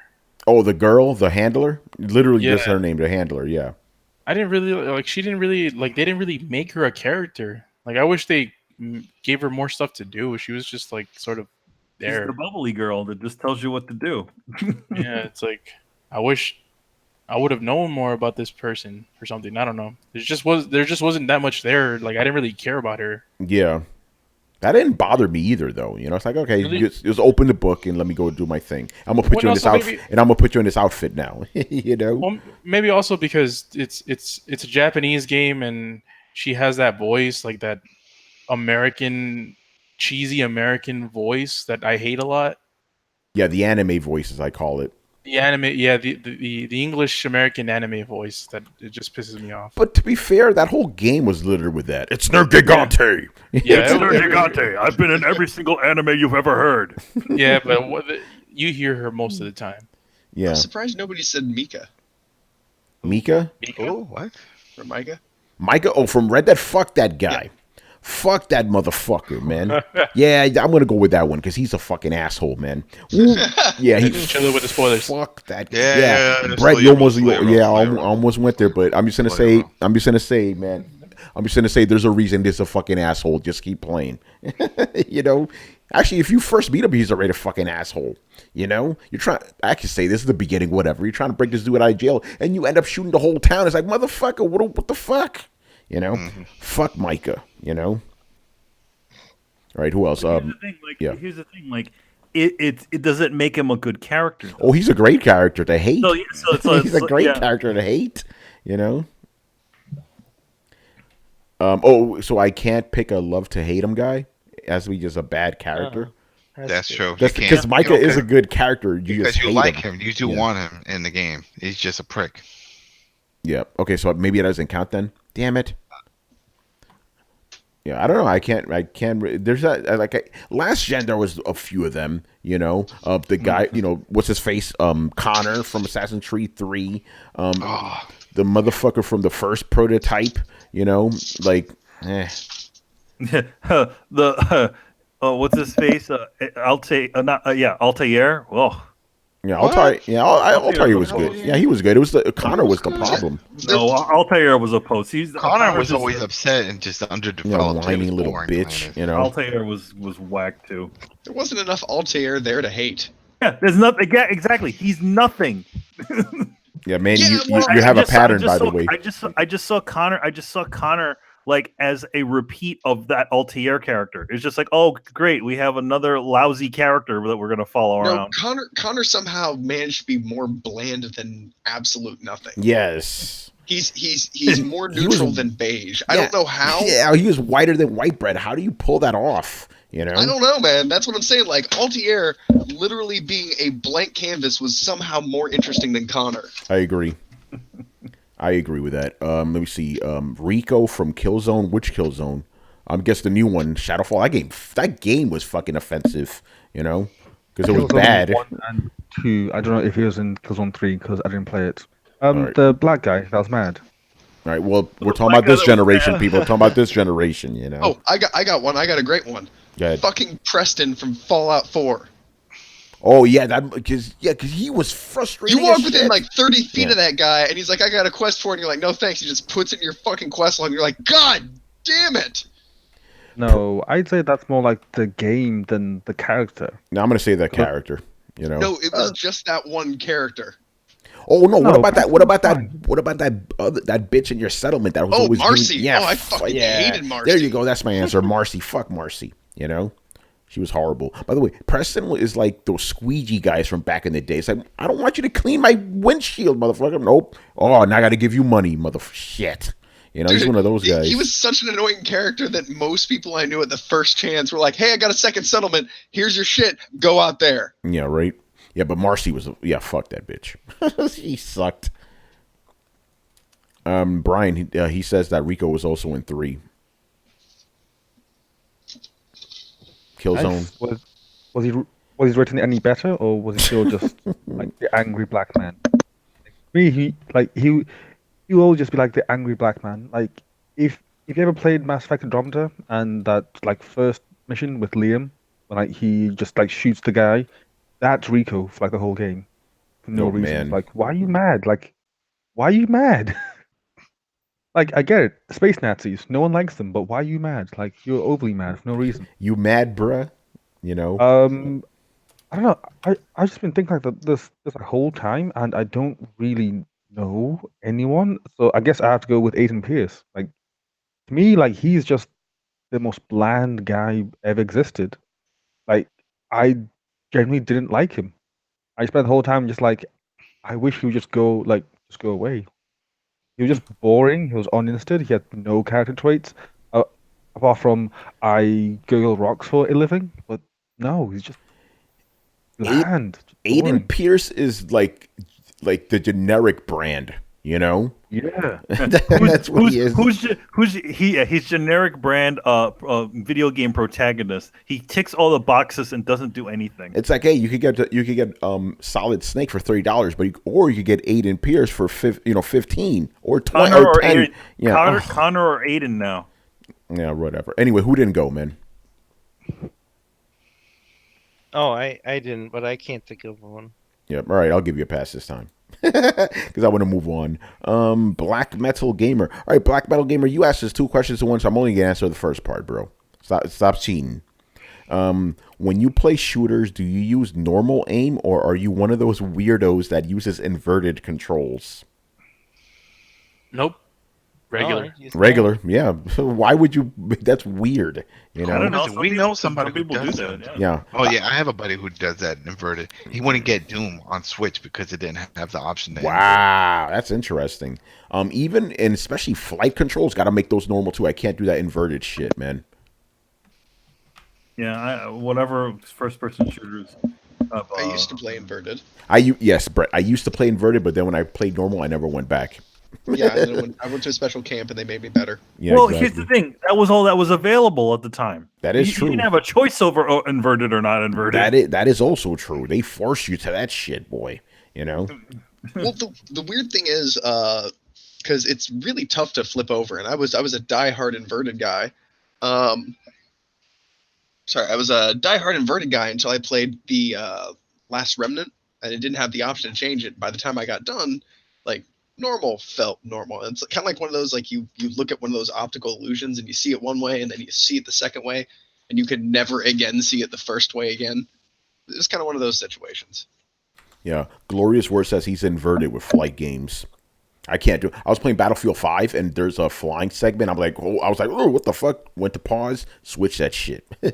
You know, I can't hang, man. But I used to be able to hang. But mainly, like you said, we had no choice.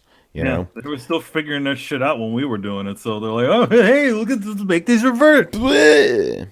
All right. Next question here. With next generation being most likely 4K, do you think we will all need to get a 4K TV, or do you think they'll have a downscaled setting for 1080p TV so no one is left out? Would 4K only be sales suicide? All right, a little bit of a history lesson for you guys, and Manny, you could jump in with this one. Last generation went to 720p, right? You could still play all those games on your old ass CRTs. Manny did that for the longest time, you know? Yeah, I mean, I had no choice at the time, but yeah, I was playing, PlayStation 3 on an old CRT television. So I don't think that in this next generation it'll be any different. Yeah, it'll be exactly the same. Like, if you have a 1080p TV, even though the console is 4K, you're still going to be able to play it on your television. Oh, you know? yeah. No worries here, folks. You'll be able to play your PS5 on the CRT. Yeah, right. Just do that.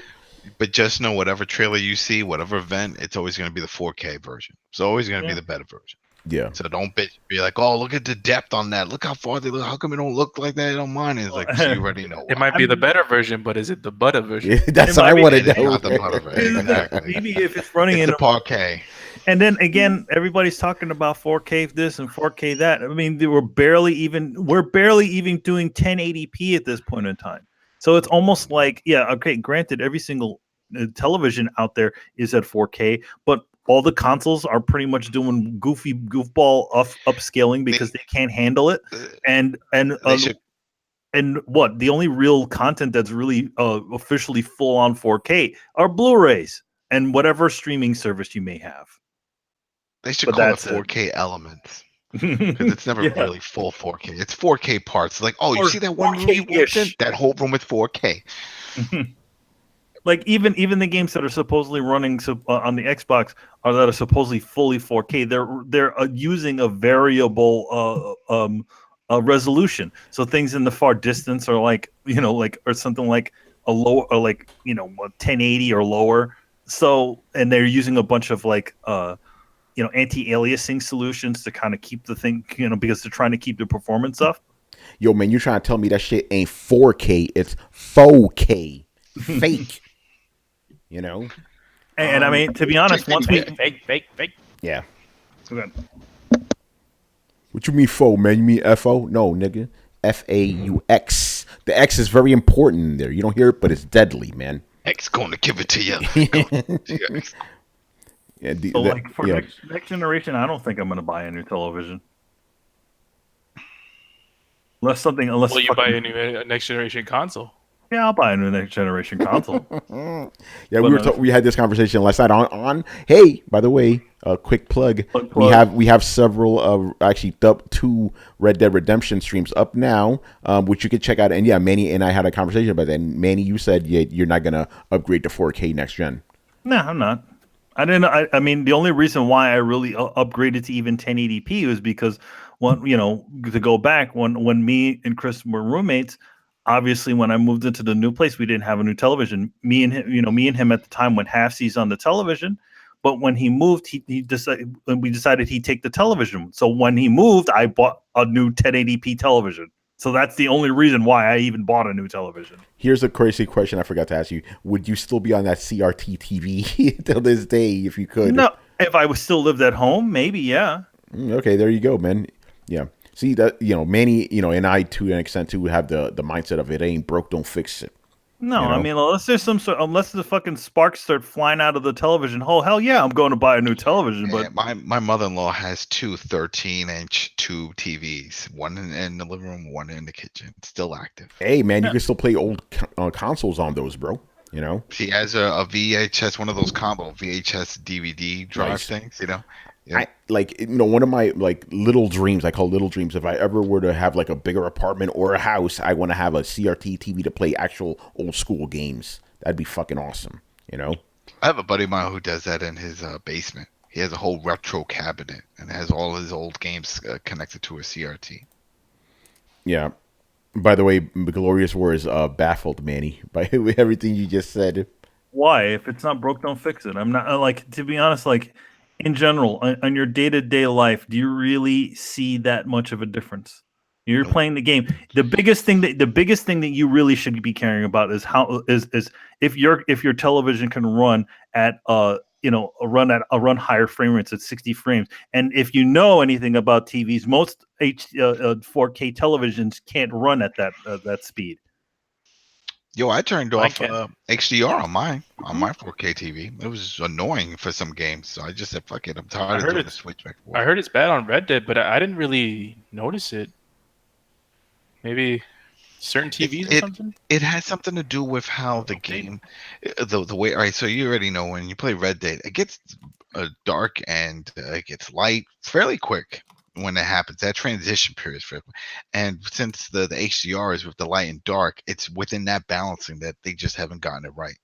So it's like it's getting dark, but at that same time, it's getting really dark. Yeah, I heard it was. It's not just you either, Adam. I've heard that from a bunch of people. You know. And I just got annoyed. I said, "Fuck it," and I turned it off. Yeah. And then when you turn it off, everything's fine. Apparently. Yeah. No, then it's a standard just 4K mode. That's it. I just leave it in 4K mode. HDR. I turned it off, and not just the game, the console. I just turned the shit completely off because a lot of games don't give you settings with the HDR. Some do, like Call of Duty and stuff, but some other ones it's just automatically on. It's like you want HDR on or off. I'm like, there's no slider. Nope, on or off. I'm like, you know what? Fuck it, off to everything. I'll just keep it the way it was before.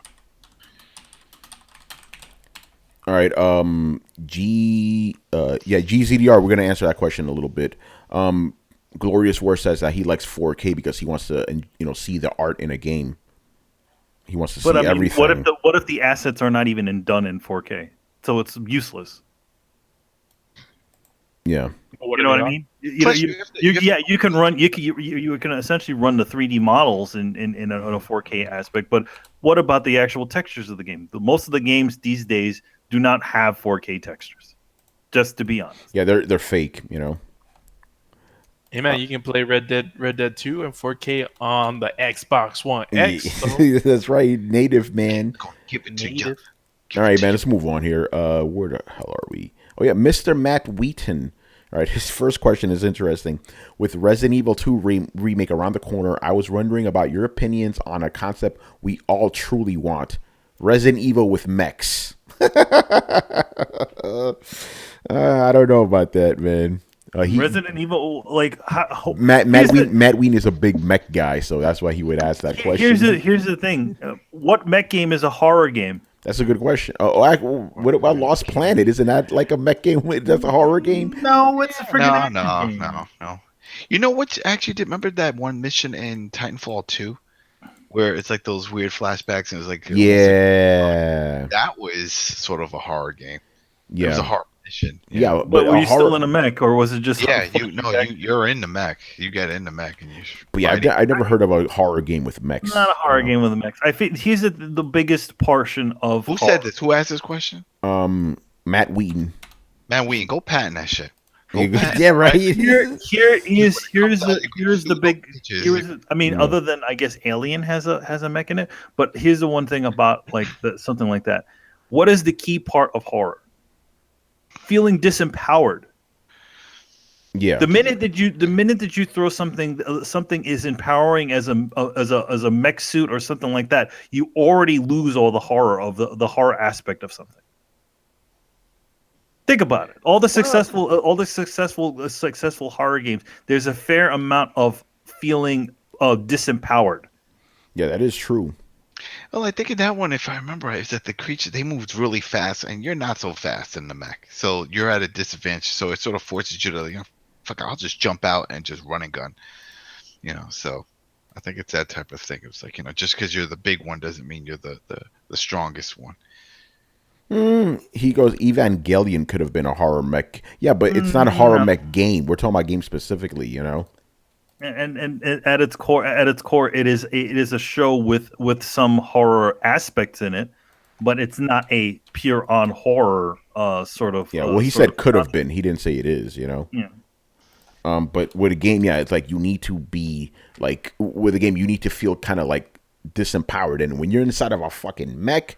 You immediately, if you're in some mech or some power armor, you immediately feel empowered by it. But the thing is that if then you would have to do a bunch of things to the thing to make it seem weak. But then at that point, it's like it defeats the purpose of even putting a mech in there or something like that. Yeah, exactly. Hey, look, I'm gonna make this thing I'm gonna make this thing start to fall apart around. It's like, what? Really? Why? Yeah, all right. Let's move on to his next question here. Where is it? Okay, what would you consider your favorite Resident Evil games if you haven't answered this before? We actually haven't answered this before. I don't think so. I don't think so. What are your favorite Resident Evil games?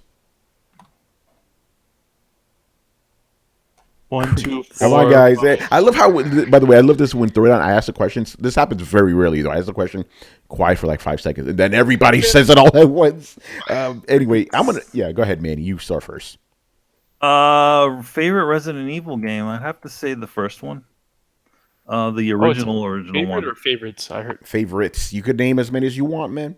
Favorites? I guess I'd have to say Resident Evil. The original one, and then I have to say Resident Evil Code Veronica My man. for Dreamcast. Yeah, my favorites are the first one, obviously, Code Veronica, and the GOAT, obviously, Resident Evil 4. You know, Chris, go. I'd say 4. Let's see. I would throw probably Code Veronica second, and I'd say 2 as number 3. Ooh, you actually went fancy, went in order. I just threw random shit in there. Okay, order for me: Resident Evil 4, Resident Evil. Ooh, shit. Resident Evil, and then Resident Evil Code Veronica. That was a tough one because I love Code Veronica. All right, Carlos. I guess since Chris raised the bar, do it in order. Resident Evil 6, Resident Evil 3. Man, I'm going over there, slap the shit out of you. 6, man. By the way, I just find it funny how no one has mentioned Resident Evil 7. You didn't get to me. Oh, No, like I'm surprised Chris did. Could have been Chris. I'm talking more about Chris because Chris beat that game like 10 times. Yeah. and got the platinum I- 17 times somehow. Yeah, I like that. I like that game a lot, but this was like top 3, right? So You got to go with the it real has stiff shit, you know? competition, yeah. Gotcha. I Yeah. thought like, okay, cool. No, Yeah, so no, top I mean, 3. Yeah, it's great. Top 3 for me is probably. So it has to be in order, right? From least Yeah. from 3 to 1, or from 1 No, to 3. 1 to 3, man. The top one, and then, go down. 4.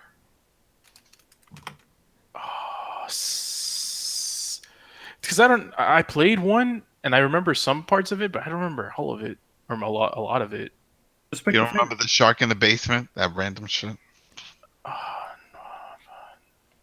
I'll go 4. I'll go 7, and I'll go 5. Oh, 5 was a good one. Yeah, I didn't play Code Veronica, so I can't put that. Yeah. Brian, did you play any Resident Evil games? I never talked to you about those games before. I don't know if you ever played them. I've only played Revelations, and that's it. Oh, God. My condolences. Jesus. Wait, Revelations is a good one. Yeah, the first one. No, the first one is okay. good. I was so Second traumatized by the second game. Yeah, you're right. Yeah, it's a good one. It's a good one. Yeah, I did play like the first level of Resident Evil 6. Well, my and condolences, I turned it man. off. You know? I seem to only play like the bad games these days. Like I played Assassin's Creed 3, Resident Evil 6. Like Jesus Christ. You need to Yeah, go- I only yeah. played 6 up to like the graveyard, and I'm like, I'm done. I'm good.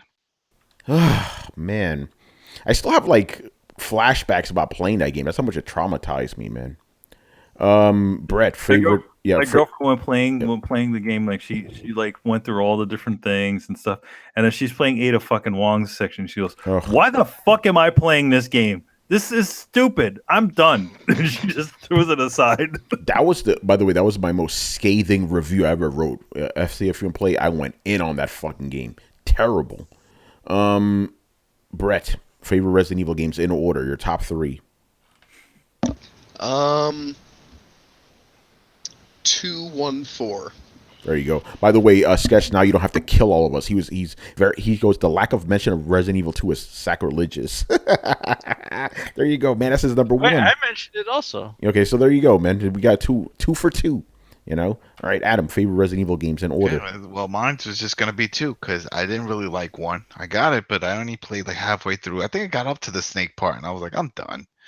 We were doing a lot of backtracking, and that's the one thing with the Resident Evil games I've never been a fan of. It's all the backtracking.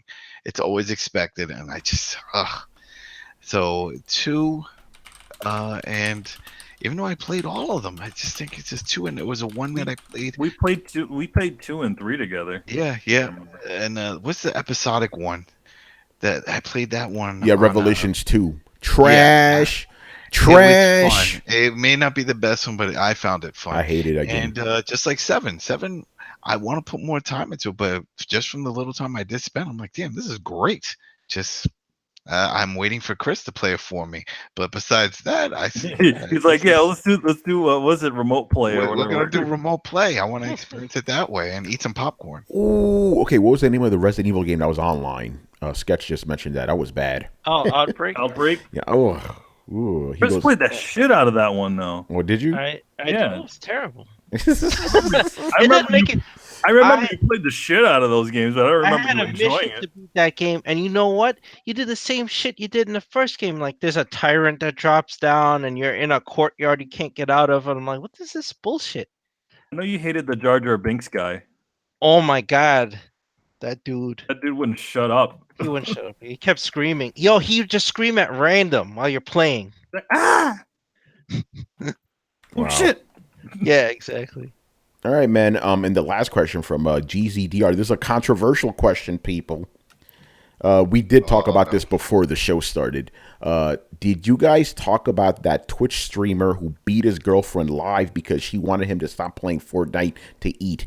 It is bringing up that conversation about, do games cause violence, or is the addiction of gaming causing people to be violent? Okay, for you guys who don't know, today on Twitter, or yesterday on Twitter, there's 2 clips went out there of this guy who was playing Fortnite, and his girlfriend's like, get off the console. This dude, he's like, I'll get off. He gets up and you hear it, slaps the fuck out of her. She's crying. The little kid is crying in the background too. And then he beats her again. She's like, you hitting me? I'm pregnant. Like, oh, dude. And for you guys who don't know, he is arrested now. They finally arrested this guy. I think they did it quick, but I'm like, that's pretty fucking bad. You know, it's like... So yeah, what are your thoughts on this? I mean, obviously the guy's a fucking scumbag, a big pussy hitting a woman, you know. But that can happen anywhere. It happens with gaming. That happens with watching football. You always hear about it with sports. Especially on Super Bowl Sunday, I always see more people there's more domestic violence on that night than any other night.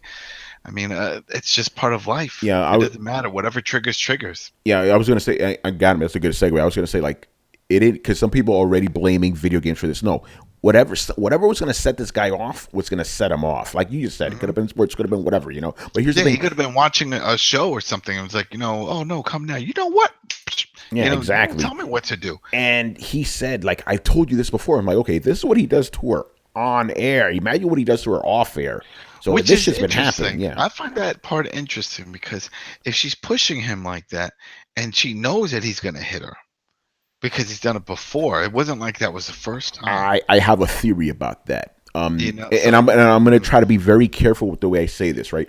Obviously, I'm not condoning what this guy did, right? But I think she did not ham it up, but she did, cry maybe a little harder than she should have to get some help because that was her chance to, you know. So I think that's good. Like even if she knew she was going to get hit, it ultimately ended up being good because they got this guy arrested because he's obviously done this before, you know? So I think her knowing that this guy was on camera, she's like, okay, I'm going to really, it's like risk getting hit, I guess, for the lack of a better term, you know? Because obviously this was her way of getting help. But I didn't bother watching. Is he a young guy? Oh, yeah. Yeah. So fucking, he's got to be in his early 20s or something, you know?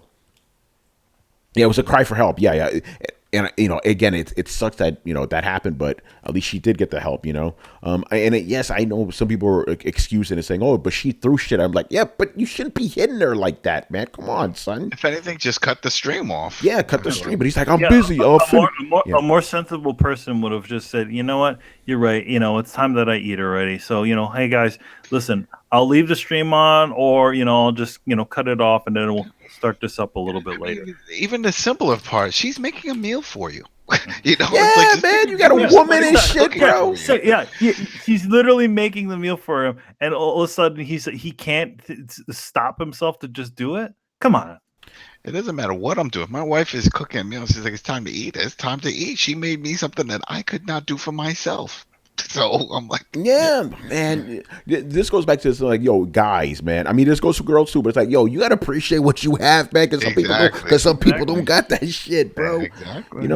If I'm playing games like, hey, I made dinner, shit, let's go. Food, exactly. And there's something else in there too that she could give you. I'm just saying, like, treat the woman right, bro. What the fuck is wrong with you, man? But he got what he deserved in that. But he's definitely fucking scumbag. But you already know those articles are coming. Video games cause violence. Video games do this. Video games does that. Like, no, this guy was going to be set off no matter what. It's fucking crazy. But yeah, some of the people saying like, "Oh, she deserved it." Come on, man. What the fuck is wrong with you guys? I don't think she should deserve it. I mean, of course not, man. She just cooked the dude some food, and she's carrying his fucking kid. Come on, man. Yeah. Actually, the kid that was screaming in the background and the kid in her stomach were not his. Oh, whoa. Yeah. What? Still, obviously not a fucking excuse, but those are not his kids. Jerry. Jerry. Damn, that is a Jerry Springer moment. Right there. I mean, how do we even know that much? That's some craziness. Yeah. So I don't know. Yeah, and apparently in other streams, like, the baby was like, because, a little bit of an insider baseball thing. If you're living, actually, from what I've experienced, like, some guys or some women have their new boyfriends have their kids call their baby daddy, right? So that's what was happening in this situation. He was calling this guy daddy. So apparently in one stream, he was like, daddy, daddy, trying to get attention. He's like, shut up, you fucking cunt. I'm like, you just say that to the kid? What the hell is wrong with you, dude? It's a little girl and stuff. Is this guy like a popular streamer too? Yeah, apparently, No. Yeah, Twitch deleted his account. Obviously, he deleted his not Facebook, his Twitter, but apparently his YouTube is still up. Mm-hmm. So I'm sure it's getting firebombed. Well, that stream is not up on there, but obviously somebody. No, I'm saying in general, like all of his videos, they're gonna probably get like 1,000 comments. You scum! Yeah. Okay. Sketch says he was indeed a popular streamer. Man, So just because you know how to play games don't mean that you're a good person. Yeah, man, scumbags exist. Yeah, I mean, I do find it silly that it's like all of a sudden now we're gonna have that conversation like, do video games cause violence? Yeah, it's gonna happen again. Fredwood Wortham's gonna come out of his grave and be like, yes, they do. Just like comic books, they make scum. Man. But again, it's one of those things like this guy was popular. I never heard of it. For your hair. Chewing tobacco, great for your teeth. Apple a day keeps the doctor away. Yeah. Anyway, you guys have any more thoughts you want to share on this? Because it's a fucked up situation. Yeah, it's fucked up, man. Yeah, you pretty much. Yeah. You guys pretty much covered it. However, I'm going to do the typical Brian thing and give it 5 days to breathe. Because I feel like with stories like this, people are very. Again, I'm not saying that you guys are wrong. All I'm saying is I've seen these situations happen way too often to the point where I'm not going to jump in with everyone else. I'm going to stay back and say, okay, this is this situation. This is what's happening. Give it 5 days. Let's see what happens in the coming days. Let's see the more facts get revealed. Because again, some people are too quick to say that it's his fault. Some people are too quick to say that it's her fault. I'd rather just be like, okay, you know what? I'll just wait. I'll wait it out. I'll wait until we have all the facts, all the sides, and then I'll make my opinion on the whole matter. But on the outset, it definitely does seem like he's a scumbag. Yeah, my thing is like, okay, obviously, no, you're 100% right. We don't have all the facts, but this motherfucker hit a woman on stream. I can't condone any of that shit, man. Fuck that. I don't care what was going on. It's like, you did that. Nah, dude. Nah, man. The thing is, regardless of what caused it. I mean, to be honest, you shouldn't be fucking handling your business in public anyway. That's like going out in public and slapping your significant other in the street. Automatically, what does that look like? You know what I mean? Exactly. Like, even, let's just say, for the sake of conversation, right? Like that example you just gave, right? Let's say this woman is like a fucking evil bitch, right? Dogging this motherfucker, right? He slaps her, he's the one that's going to fucking jail or getting fined or whatever, So you got to keep your cool, man. You really do, By the way, go ahead, Adam. I had a funny story with this. So years and years ago, Manny, you remember Rocket, right? Mm-hmm. So Rocket did Wing Chun, right, which is a guided hand martial arts, and it's like it's a lot hitting the face of. Anyway, one day she comes home, she's got a black eye. She got hit. She was like, oh, during training, it went out of control. I just got hit a little bit. No biggie. Yeah, no biggie. Till we went outside. Everywhere we went, people giving me the dirty eye. They're looking at me like, you motherfucker. And I remember we went to some restaurant, I think it was a Chinese food place, something. There's a line, and she's looking up at the menu. And the person that was in front took a look at her, looked at me, and then when she got her order and went by, she was like, you don't need that shit. You can do better. And it's like everybody give me dirty look. And it's like, because she got this black and blue, and they think I did it. Mm-hmm. So I could just imagine what this guy's going through. He probably never goes out with the girl if he's always beating on her. Man, yeah. By the way, a quick little follow up here. He goes, "Do you from GZDR? Do you think if this is a great question, very interesting." Goes, "Do you think if the streamer was somebody like PewDiePie, more people would take his side, or would they be okay with YouTube deleting his account? Would YouTube delete his account since he brings in tons of money for them?"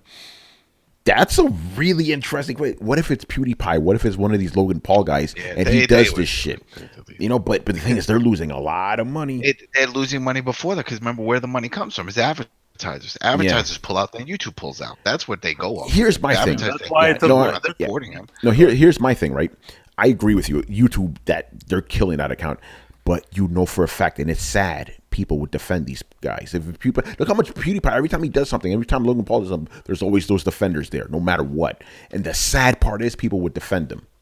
You know, this motherfucker is getting defended. You think PewDiePie wouldn't? That is bad. Do the same thing. That agree with it. You know what I mean? It's always going to be somebody. It's crazy, man. I mean, look, Brett loves Fallout 76. That's just his thing. That's what he likes. He's happy. There's always somebody for something. There's nothing wrong with that. Yeah. Well, there is something wrong with beating your girlfriend, so don't fucking. Oh yeah. You know, it's crazy. All right, I think that's pretty. Don't chew tobacco. Yeah, man. All right, a quick show note here. So, Throwdown episode 214, we're actually going to air it a day early because I'm going to actually be in North Carolina on Thursday. So, we're going to do a show a little bit earlier, and it's going to be our year-end special for Throwdown. We're going to give you our, favorite moments in gaming, our best games of the year, all that type of stuff, pretty much what we did last year. So that'll be on Wednesday night at 11 p.m. Eastern, a little bit later too. And then Throwdown Your Questions episode 214, which will be Sunday normal time as always.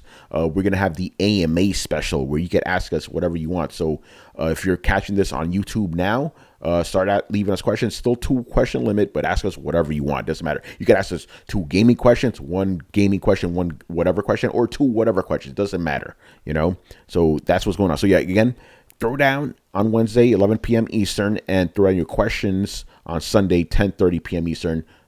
And those are both 214. It'll be the last podcast of the year. We're going to take a 2-week break. Then we'll come back strong in January. But we're probably going to still have game streams for you guys for the rest of the year. So you're still going to get us, annoying you. But yeah, that's pretty much that, man. Let me bring up the little graphics here.